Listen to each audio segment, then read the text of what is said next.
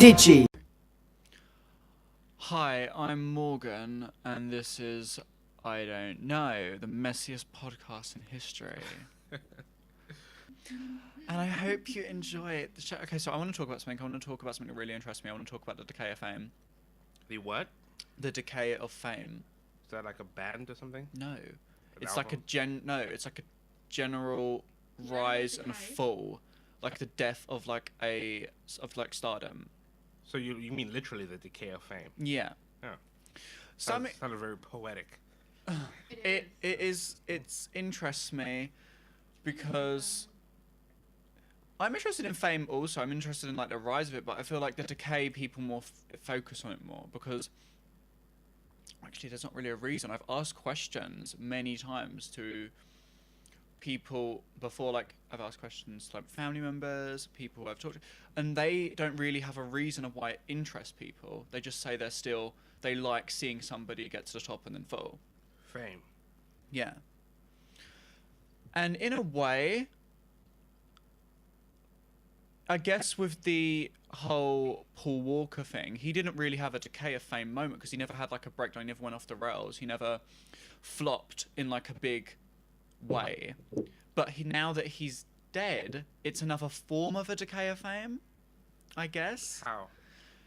Because he was kind of there, then he's gone, and now he's bigger than he was. That's not really like a decay of fame. No, it's not. though. No, but it's a He's decay of. like more famous now than he ever was. No, but it's a decay of what he was. Like his human body is decaying. No, not that. Meaning in like the way of like nobody really knew who he was, unless they're a fan of Fast and Furious movies. And now he's kind of bigger, so it's the decay of But what if he it was. Now wasn't bigger. for the Fast and Furious movies, nobody would know who he was Exactly. anyway. He was in Pleasantville. Yeah, but nobody knew that. I did. What do you think the most interesting decay of fame was? Michael Jackson. I was about to say that. That was, to me, that affected me personally, like on such a level, because I couldn't. It shifted, it impacted the way I viewed the world, because as a kid, you know, he was Michael Jackson. There was like the world, and then there was like Michael Jackson, and then And he had like toys, he had CDs, he had video games. He had... Yeah, and just seeing like what the media did to him with the whole Wacko Jacko thing. Yeah. Like that was my first exposure to of how the media can be really disgusting. I didn't understand it. I didn't understand how everybody that loved him could suddenly hate him. It's the general. and I think what people they love to hate. In a way, I was reading something today, and it said that certain people hate on. It doesn't mean that like not in the decay of fame way, where oh look they're going down, but in a way if the media can make it seem like they're going down, and then they'll hate on somebody for no reason. Because And then the general public will pick it up I don't because think- it's a topic to talk about how much you Here's hate that the thing. person. if you look at Michael Jackson and he was, for instance, for example, Off the Wall and Thriller, yeah? Say those, like his two big albums first as a solo other than Got He had, like, Ben yeah. and Music But he was a mega star with them.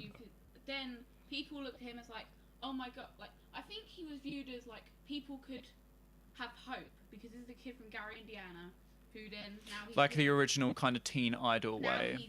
we have hope. You know, if somebody lives in a small town, they have hope that they can get to there.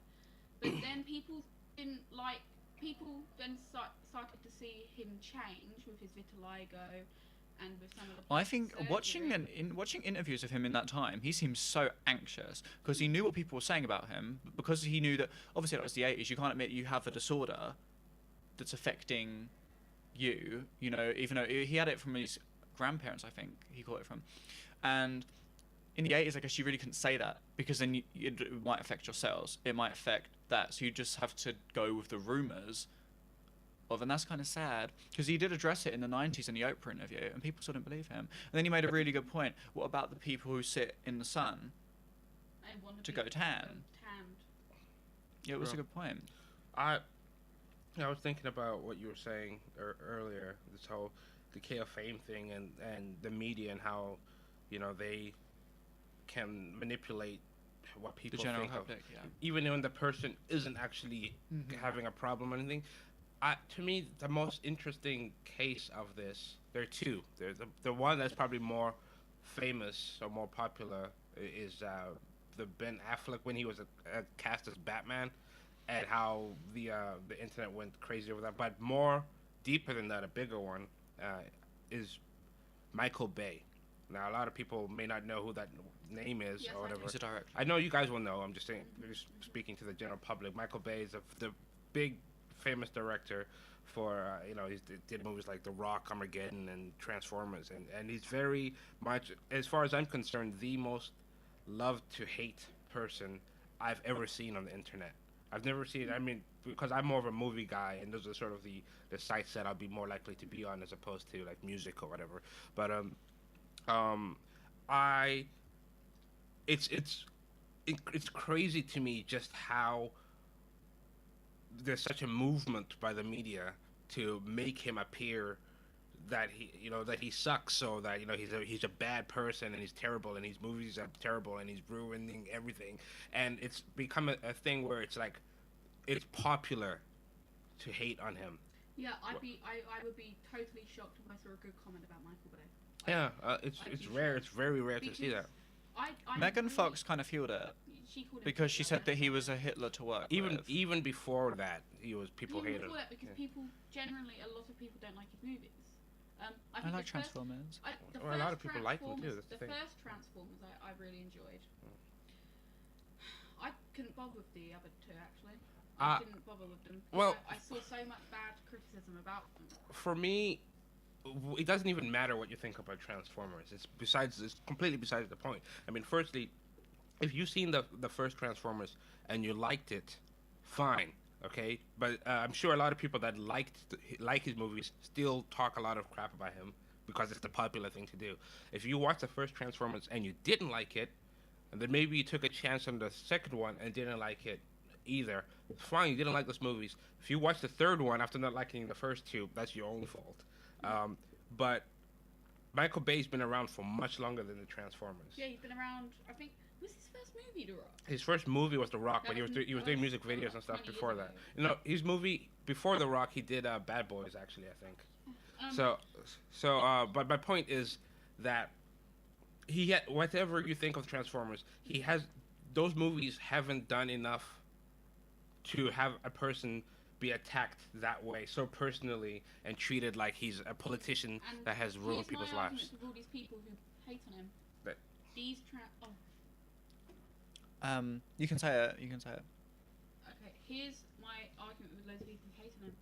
If you hate on him, but you're the same people who have got Transformers to be one of the highest grossing films of all time. I think the third one did cross over 1 billion. So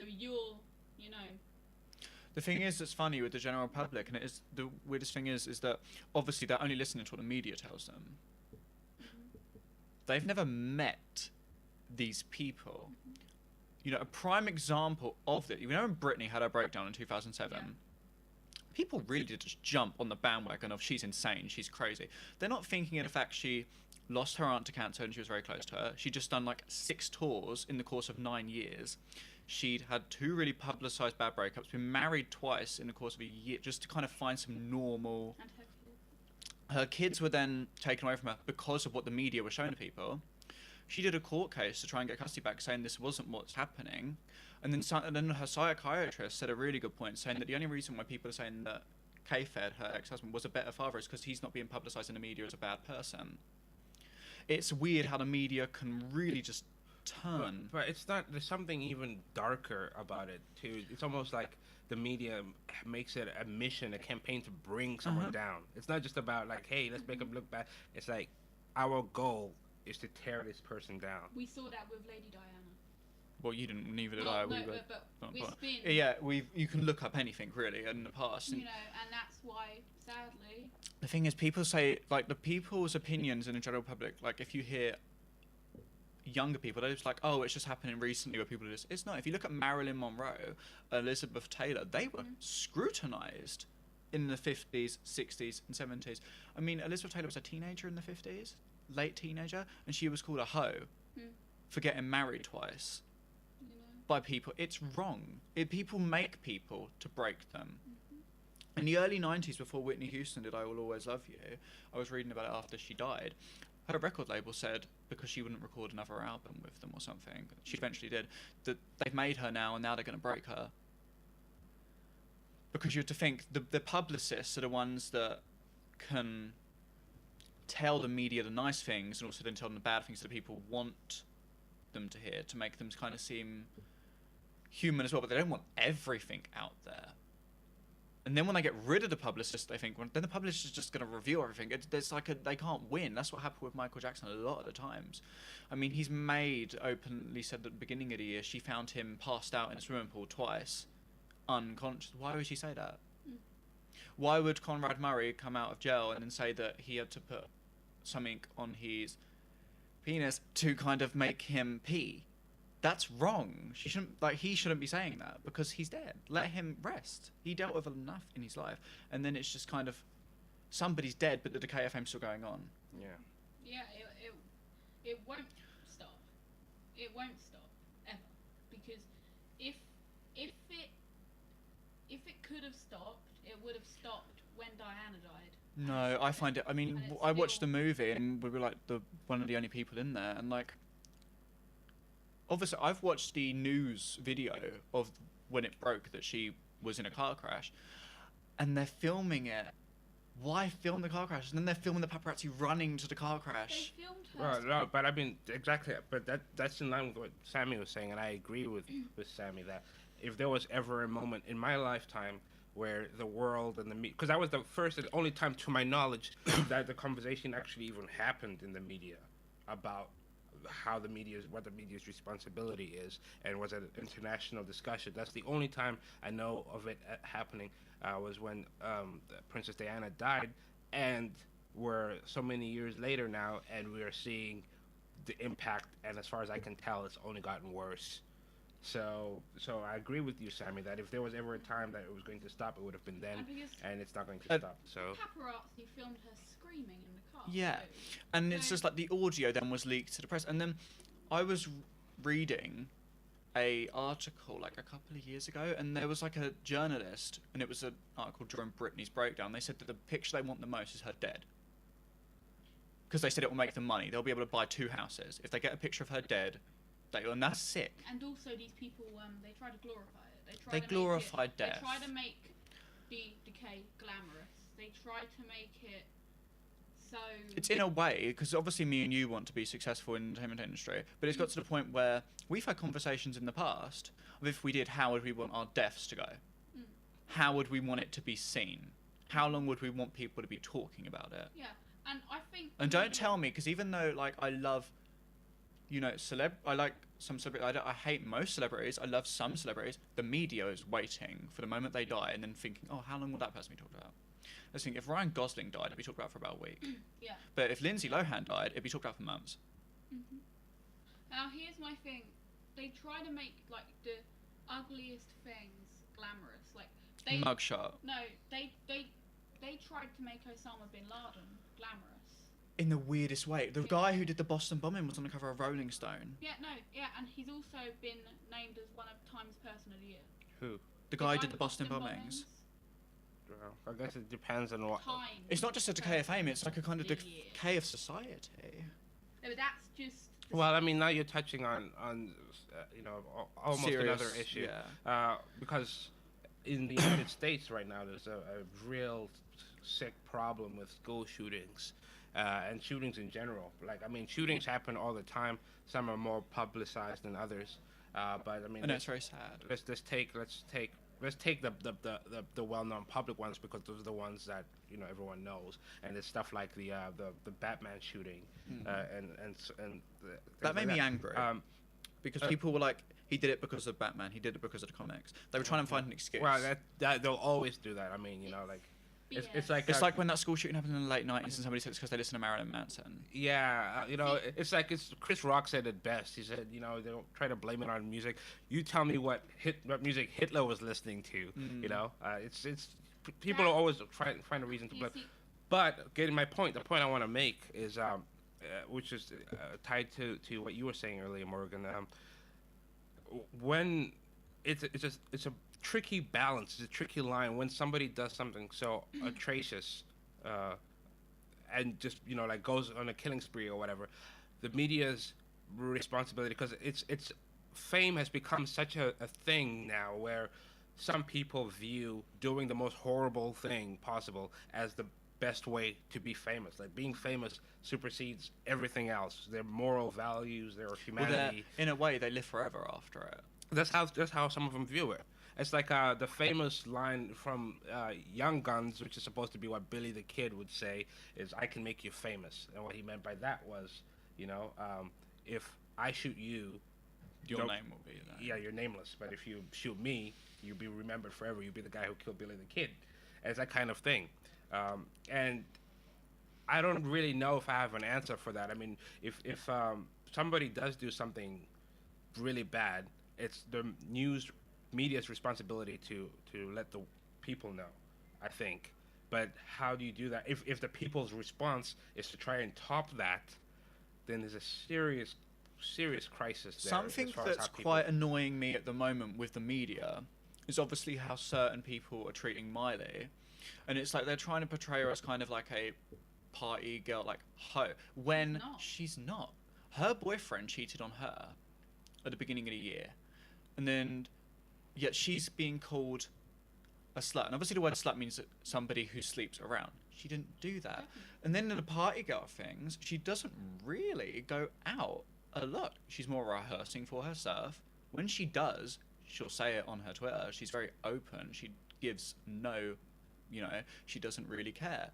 But it's the way the media's turning it against her. And then in the other way, they then try and make the good girl versus her. And in a way, they're trying to make that Selena Gomez.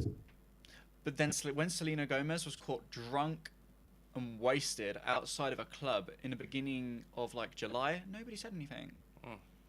Because the media controls her as the good girl is just growing up.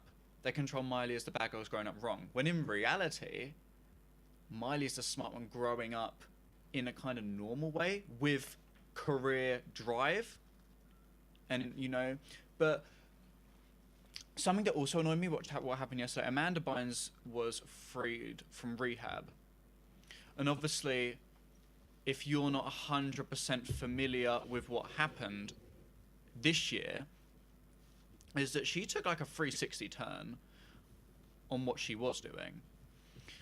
Because obviously Amanda Bynes was kind of like the good, like, comedian type, like she's going to be the next, what's that actress called? Lucille Ball. Yeah, like she was going to be like the next her with like tons of shows, and she had tons of comedy movies at a very young age, and won tons of comedy competitions before the age of like 10, then had her own show at the age of 12, then she retired from acting like 3 years ago, and then she got like a DUI, which is obviously not that, strange in LA or Hollywood. Most celebrities get DUIs or speeding things, and then it's highly put in places. But then she then moved to New York, threw a bong out of a window when police raided her house, attacked a photographer saying she needed to be beautiful and she couldn't be caught ugly.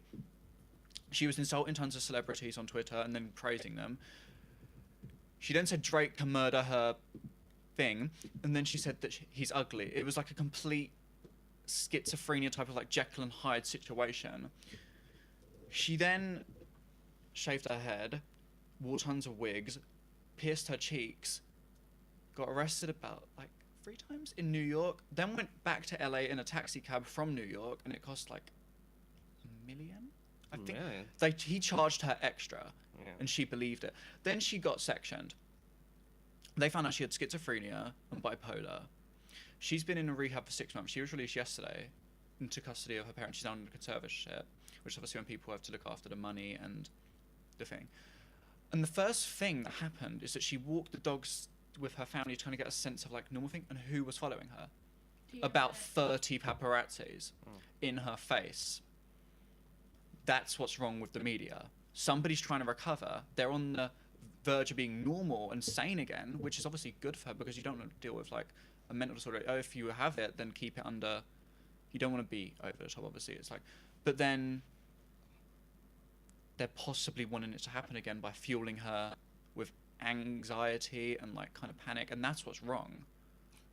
That's basically there's a price, a serious steep price to pay for that kind of fame, and before you get there, you have to you have to decide whether you really want to sign that contract, because that's Yeah, but I feel like the media, obviously there's going to be people following her, she's a celebrity. I think. But in Amanda's case, she should at least be left alone for like a couple of weeks. The I don't care. With the people, I think the trouble with the people that you have said, like Michael Jackson and Amanda Bynes, they didn't sign the contracts. Because they were Their like parents toddlers, did. unlike when And they were that's the signed problem on. with that. You wanna? Can we talk about this for like another 2 minutes? I guess. You're the host. I want to talk about this for like a bit more, and then we can end it. Talking about this, what is your view on the media? In all honesty, I don't know if I have an opinion or a view on the media. What is my view on the media in general, on celebrity media? Well, I think it's good that there's a balance. I think it's good when the media is trying to support humanity, basically. It's unfortunate that is not normally the case. In fact, that's rare. It's more in most cases, humanity gets put aside, and like the last example you gave, they could have just let her walk her dogs, but they know the impact of them being there is going to cause anxiety, create problems. But those problems, as far as they're concerned, are good news. Headlines. The society we live in now is, in order for the media to report, they need to get those clicks, and they will manipulate the situation as much as they can to get those clicks. Unfortunately, humanity gets put aside, and it's but at the same time, without the media, it doesn't work. She would be out of a job without the media. So it's a unfair, tricky balance, which occasionally works, usually doesn't. I have one word for it: bittersweet. Because there's good things and there's bad things. I feel like if I got famous, I'd want to annoy the media on purpose, and I'd want them to get annoyed of me. Well, there have been celebrities that were very good at trolling the media. Not like a kind of trolling, but it's like, I'm going to do something that I'm proud of and creatively, and if you want to turn it into what you want to turn it into, I don't care, because it's a headline. And it's making me more known. I think that's what most people want in their early career. Then when it's in their later career, they don't. Yeah. Yeah, well. But, yeah, this has been my show. Bye, I guess. Peachy.